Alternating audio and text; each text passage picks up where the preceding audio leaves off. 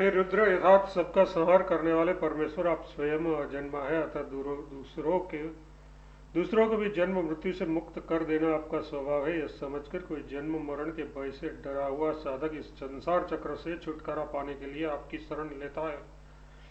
मैं भी इस संसार चक्र से छुटकारा पाने के लिए आपकी शरण में आया हूँ। अतः जो आपका दाहिना मुख है, अर्थात जो आपका परम शांत कल्याणमयी स्वरूप है, उसके द्वारा आप मेरा इस जन्म मरण रूप महान भय से सदा के लिए रक्षा करें। मुझे सदा के लिए इस भय से मुक्त कर दे।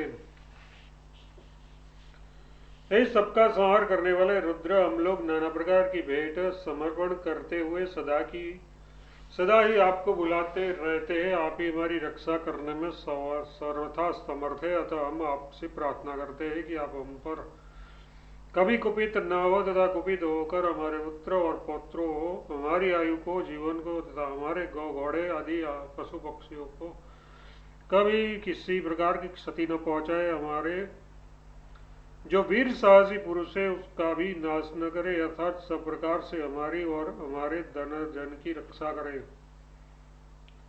जो परमेश्वर ब्रह्मा से भी अत्यंत श्रेष्ठ है, अपनी माया के पर्दे में छिपे हुए हैं, सीमा रहित और अविनाशी है, अर्थात जो देश काल से सर्वथा अतीत है तथा जिनका कभी किसी प्रकार से भी विनाश नहीं हो सकता, तथा जिन परमात्मा में अविद्या और विद्या दोनों विद्यमान है, अर्थात दोनों ही जिनके आधार पर टिकी हुई है, वे पूर्ण ब्रह्म पुरुषोत्तम है। इस मंत्र में परिवर्तनशील, घटने बढ़ने वाले और उत्पत्ति विनाशशील अक्षर तत्व को तो अविद्या नाम से कहा गया है, क्योंकि वह जड़ है, उसमें विद्या का, ज्ञान का सर्वथा अभाव है। उससे भिन्न जो जन्म मृत्यु से रहित है, जो घटता बढ़ता नहीं, वह अविनाशी कुटस्थ तत्व जीव समुदाय विद्या के नाम से कहा गया है, क्योंकि वह चेतन है, विज्ञान वही है। उपनिषदों में जगह जगह उसका विज्ञानात्म के नाम से वर्णन आया है। वहां यहाँ श्रुति ने स्वयं ही विद्या और अविद्या की परिभाषा कर दी है। अर्थांतर की कल्पना आवश्यक है। जो इन विद्या और अविद्या नाम से कहे जाने वाले अक्षर और अक्षर दोनों पर शासन करते हैं, दोनों के स्वामी हैं, दोनों उनकी शक्तियां अर्थार्थ प्रकृतियां हैं, वे परब्रह्म इन दोनों से अन्य सर्वथा विलक्षण है। श्री गीता जी में भी कहा है, उत्तम पुरुषत्व इत्यादि। इस जगत में देव पितर मनुष्य पशु पक्षी कीट पतंग आदि जितने भी योनियां हैं तथा प्रत्येक योनि में जो भिन्न भिन्न रूप आकृतियां हैं, उन सबके और उसके कारण रूप पंच सूक्ष्म महाभूत आदि समस्त तत्वों के जो एकमात्र अधिपति है, अर्थात वे सबके सब जिनके अधीन है, जो सबके सबसे पहले उत्पन्न हुए कपिल ऋषि को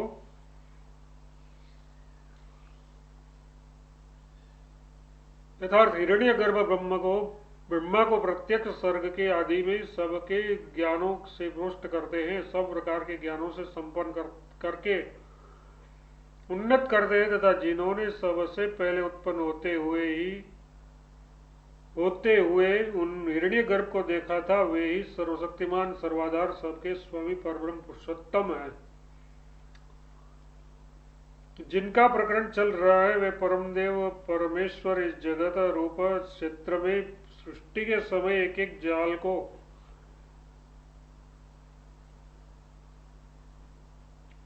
अर्थात बुद्धि आदि और प्रकाश आदि अपनी प्रकृतियों को बहुत प्रकार से विभिन्न करके प्रत्येक प्रकृति को भिन्न भिन्न रूप, नाम और शक्तियों से युक्त करके उसका विस्तार करते और स्वयं ही प्रलय काल में उन सबका संहार कर लेते हैं। वे महामना परमेश्वर पुनः सृष्टि काल में पहले की भांति ही समस्त लोगों की और उनके अधिपतियों की रचना करके स्वयं उन सबके अधिष्ठाता बनकर उन पर शासन करते हैं। उनकी लीला अर्थक्य है, तर्क से उसका रहस्य समझ में नहीं आ सकता। उसके सेवक ही उसकी लीला के रहस्य को कुछ समझते हैं।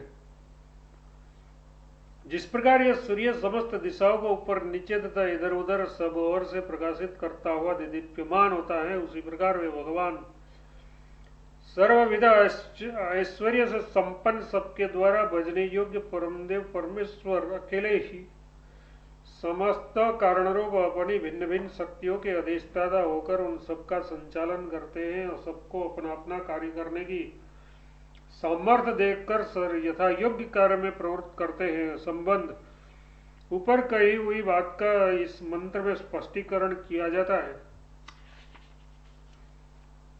जो इस संपूर्ण विश्व के परम कारण है, अर्थात जिनका और कोई कारण नहीं है, जिस जगत के कारण रूप है, कहे जाने वाले समस्त तत्वों की शक्ति रूप स्वभाव को जो अपने संकल्प रूप तप से पकाते हैं, यथार्थ उन आकाशादि तत्वों को जो भिन्न भिन्न शक्तियों प्रलय काल में लुप्त हो गई थी, उन्हें अपने संकल्प द्वारा पुनः प्रकट करते हैं और उन प्रकट हुई उन शक्तियों का नाना रूपों में परिवर्तन कर इस विचित्र जगत की रचना करते हैं तथा सत्व आदि तीनों गुणों का तथा उनसे उत्पन्न हुए पदार्थों का जीवों के साथ अपने कार्य कर्मानुसार यथा योग्य संबंध स्थापित करते हैं।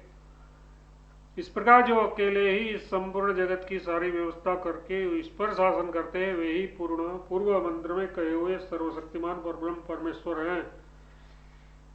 वे परब्रह्म परमात्मा वेदों की रहस्य विद्या रूप उपनिषदों में छिपे हुए हैं, अर्थात उसके स्वरूप का वर्णन उपनिषदों में गुप्त रूप से किया गया है। वेद निकले भी उन्हीं से हैं, उन्हीं के निश्वास रूप है। यस्य निश्वंसित वेदाः, इस प्रकार हम वेदों में छिपे हुए और वेदों के प्रागट्य स्थान उन परमात्मा को ब्रह्मा जी जानते हैं। उसके सिवा और भी जिन पूर्ववर्ती देवताओं और ऋषियों ने उनको जाना था, वे सबके सब उन्हीं में तन्मय होकर आनंद रूप हो गए। अतः मनुष्य को चाहिए कि उन सर्वशक्तिमान सर्वाधार सबके अधीश्वर परमात्मा को उक्त प्रकार से मानकर उन्हें जानने और पाने के लिए तत्पर हो जाए। संबंध 5वें मंत्र में यह बात कही गई है कि परमेश्वर सब जीवों का कर्म उनके कर्मानुसार गुणों के साथ संयोग कराते हैं। अतः जीवात्मा का स्वरूप और नाना योनियों में विचरने का कारण आदि बताने के लिए अलग अलग प्रकरण आरंभ किया जाता है।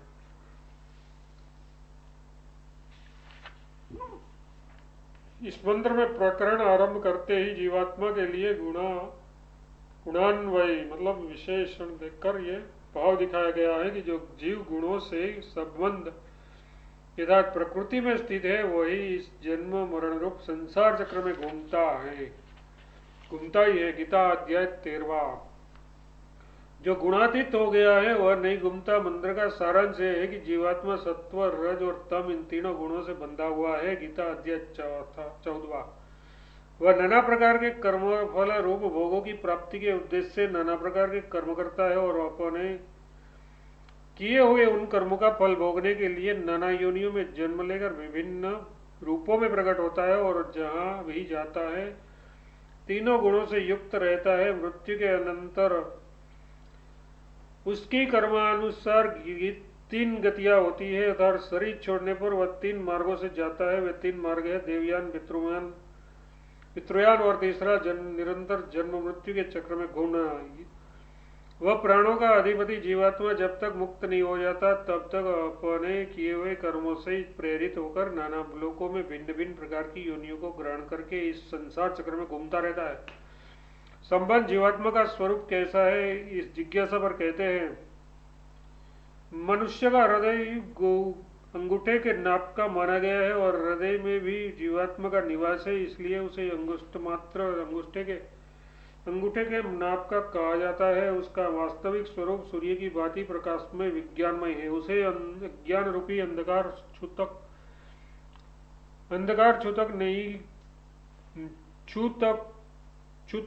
नहीं गया है। वह संकल्प और अहंकार इन दोनों से युक्त हो रहा है। अतः संकल्प रूप बुद्धि के रूप गुण से यथार्थ अंतःकरण और इंद्रियों के धर्मों से तथा अहमता रूप अपने गुणों से यथार्थ अहमता ममता आदि से संबंध होने के कारण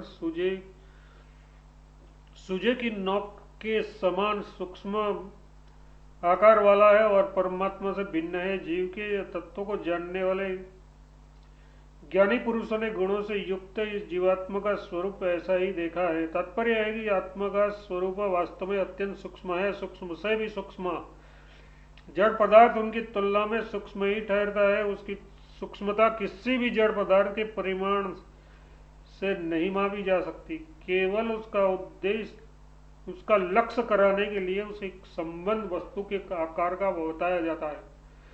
हृदय देश में स्थित होने के कारण उसे अंगुष्ठ परिणाम कहा जाता है और बुद्धि गुण तथा आत्मगुण के संबंध से उसे सूजे की नोक के आकार का बताया जाता है। बुद्धि आदि को सुई की नोक के समान कहा गया है, उसी से जीवात्मा को यहाँ सूजे की नोक के सदस्य बताया गया है।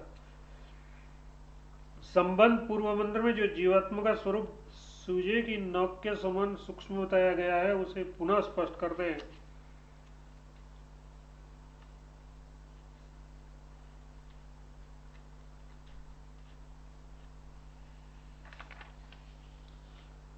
पूर्व मंत्र ने जीवात्मा का स्वरूप और सूजे की नोक के सदस्य सूक्ष्म बताया है। उसे समझने में भ्रम हो सकता है, अतः उसे भलीभांति समझने के लिए पुनः इस प्रकार कहते हैं। मान लीजिए एक बाल की नोक के हम 100 टुकड़े कर ले, फिर उसमें से एक टुकड़े के पुनः 100 टुकड़े कर ले, उनमें से भी एक टुकड़े का जितना सूक्ष्म हो जाता है, अर्थात बाल की नोक के 10,000 भाग करने पर उनमें से एक भाग जितना सूक्ष्म हो सकता है, उसके समान जीवात्मा का स्वरूप समझना चाहिए। ये कहना भी केवल उनकी सूक्ष्मता का लक्ष्य कराने के लिए ही है। वास्तव में चेतन और सूक्ष्म वस्तु का स्वरूप जड़ और स्थूल वस्तु की उपमा में नहीं किया जा सकता, क्योंकि बाल की नोक के 10,000 भागों से एक भाग भी आकाश में जितने देशों को रोकता है, उतना भी जीवात्मा नहीं रोकता। चेतन और सूक्ष्म वस्तु का जड़ और स्थूल देश के साथ संबंध नहीं हो सकता। वह सूक्ष्म होने पर भी स्थूल वस्तु में सर्वत्र व्याप्त रह सकता है। इसी भाव को समझने के लिए अंत में कहा गया है कि वह इतना सूक्ष्म होने पर भी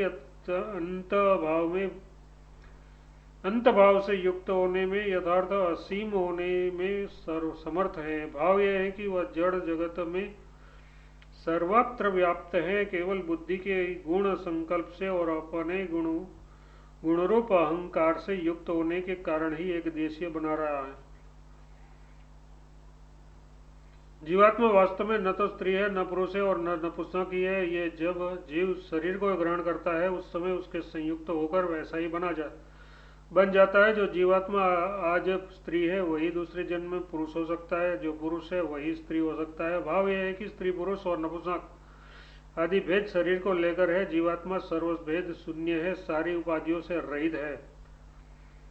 संकल्प, स्पर्श, सृष्टि, मोह, भोजन, जलपान और वृष्टि, इन सब से सजीव शरीर की वृद्धि और जन्म होते हैं। इसका एक भाव तो यह है कि स्त्री पुरुष के संबंध मोहपूर्वक संकल्प, स्पर्श और दृष्टिपात के द्वारा सहवास होने पर जीवात्मा गर्भ में आता है। फिर माता के भोजन और जलपान से बने हुए रस के द्वारा उसकी वृद्धि होकर जन्म होता है। दूसरा भाव यह है कि भिन्न भिन्न योनियों में जीवों की उत्पत्ति और वृद्धि भिन्न भिन्न प्रकार से होती है। किसी योनि में तो संकल्प मात्र से ही जीवों का पोषण रहता है, जैसे कछुआ के अंडों का। किसी योनि में आसक्ति पूर्वक स्पर्श से होता है, जैसे पक्षियों के अंडों का। किसी योनि में केवल आसक्ति पूर्वक दर्शन मात्र से ही होता है, जैसे मछली आदि का। किसी योनि में अन्न भक्षण से और जलपान से होता है, जैसे मनुष्य, पशु आदि का। और किसी योनि में वृष्टि आदि से ही हो जाता है, जैसे वृक्ष, लता आदि का। इस प्रकार नाना प्रकार से सजीव शरीरों का पालन पोषण, तुष्टि पुष्टि रूप वृद्धि और जन्म होते हैं। जीवात्मा अपने कर्मों के अनुसार उसका फल भोगने के लिए इसी प्रकार विभिन्न लोक में गमन करता हुआ एक के बाद एक के क्रम से नाना शरीरों को बार बार धारण करता रहता है। संबंध इसका बार बार नाना योनि में आवागमन क्यों होता है, इस जिज्ञासा पर कहते हैं। जीवात्मा अपने किए हुए कर्मों के संस्कारों से और बुद्धि, मन, इंद्रिय तथा पंचभूत इनके समुदाय रूप शरीर के धर्मों से युक्त होने के कारण अहमता, ममता आदि अपने गुणों के वशीभूत होकर अनेकानेक शरीर धारण करता है। अर्थात शरीर के धर्मों में अहमता, ममता करके प्रदुप्त हो जाने के कारण नाना प्रकार के स्थूल और सूक्ष्म रूपों को स्वीकार करता है। अपने कर्मानुसार भिन्न भिन्न योनियों में जन्म लेता है, परंतु इस प्रकार जन्म लेने में ये स्वतंत्र नहीं है। वे इसके संकल्प और कर्मों के अनुसार उन योनियों से उसका संबंध जोड़ने वाला कोई दूसरा ही है। वे है पूर्वोक्त परमेश्वर, जिन्हें तत्वज्ञानी महापुरुषों ने देखा है। वे इस रहस्य को भलीभांति जानते हैं। यहाँ कर्मों के संस्कारों का नाम क्रिया गुण है। समस्त तत्वों के समुदाय रूप शरीर को देखना, सुनना, समझना आदि शक्तियों का नाम आत्मगुण है, और इसके संबंध से जीवात्मा में जो अहंता, ममता, आसक्ति आदि आ जाते हैं उसका नाम स्वगुण है। संबंध अनादिकाल से चले आते हुए जन्म मरण रूप बंधन से छुटकने का क्या उपाय है, इस जिज्ञासा पर कहा जाता है।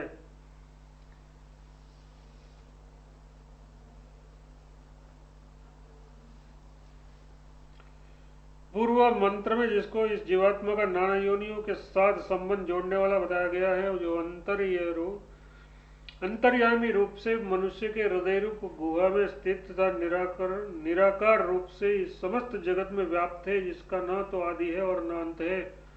यथार्थ जो उत्पत्ति, विनाश और वृद्धि, क्षय आदि सब प्रकार के विकारों से सर्वदा शून्य, सदा एक रस रहता है, तथापि जो समस्त जगत की रचना करके विविध रूपों में प्रकट होते हैं, और जिन्होंने इस समस्त जगत को सब ओर से घेर रखा है, उन एकमात्र सर्वाधार, सर्वशक्तिमान, सबका शासन करने वाले सर्वेश्वर परब्रह्म पुरुषोत्तम को जानकर यह जीवात्मा सदा के लिए समस्त बंधनों से सर्वदा छूट जाता है। संबंध अब अध्याय के उपसंहार में ऊपर कही हुई बात को पुनः स्पष्ट करते हुए परमात्मा की प्राप्ति का उपाय बताया जाता है। वे परब्रह्म परमेश्वर आश्रय रहित यथार्थ शरीर रहित है, ये प्रसिद्ध है, तथा वे जगत की उत्पत्ति और संहार करने वाले तथा प्रश्नोपनिषद 6:6-4 में बताई हुई 16 कलाओं को भी उत्पन्न करने वाले हैं। ऐसा होने पर भी वे कल्याण स्वरूप आनंदमय परमेश्वर श्रद्धा, भक्ति और प्रेम भाव से पकड़े जा सकते हैं। जो मनुष्य उन परमदेव परमेश्वर को जान लेते हैं, वे शरीर से अपना संबंध सदा के लिए छोड़ देते हैं, यथार्थ इस संसार चक्र से सदा के लिए छूट जाते हैं। इस रहस्य को समझकर मनुष्य को जितना शीघ्र हो सके उन परम सुहद, परम दयालु, परम प्रेमी, सर्वशक्तिमान, सर्वाधार, सर्वेश्वर परमात्मा को जानने और पाने के लिए व्याकुल हो श्रद्धा और भक्ति से उसका आराधना में लग जाना चाहिए। पंचम अध्याय समाप्त।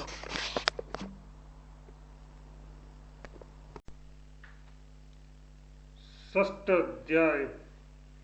कितने ही बुद्धिमान लोग तो कहते हैं कि इस जगत का कारण स्वभाव है। यथार्थ पदार्थों में जो स्वाभाविक शक्ति है, जैसे अग्नि में प्रकाशन शक्ति और दाह शक्ति, वही इस जगत का कारण है। कुछ दूसरे लोग कहते हैं कि काल ही जगत का कारण है, क्योंकि समय पर ही वस्तुगत शक्ति का प्रागट्य होता है। जैसे वृक्ष में फल आदि उत्पन्न करने की शक्ति समय पर ही प्रकट होती है। इस प्रकार स्त्रियों में गर्भाधान ऋतुकाल में ही होती है, असमय में नहीं होता। ये प्रत्यक्ष देखा जाता है, परंतु अपने को पंडित समझने वाले ये वैज्ञानिक मोह में पड़े हुए हैं, अतः ये इस जगत के वास्तविक कारण को नहीं जानते। वास्तव में तो ये परमदेव सर्वशक्तिमान परमेश्वर की महिमा है। जगत की विचित्र रचना को देखने और उन पर विचार करने पर उन्हीं का महत्व प्रकट होता है। वे स्वभाव और काल आदि समस्त कारणों के अधिपति है, और उन्हीं के द्वारा यह संसार चक्र घुमाया जाता है। इस रहस्य को समझकर इस चक्र से छुटकारा पाने के लिए उन्हीं की शरण लेनी चाहिए। संसार चक्र की व्याख्या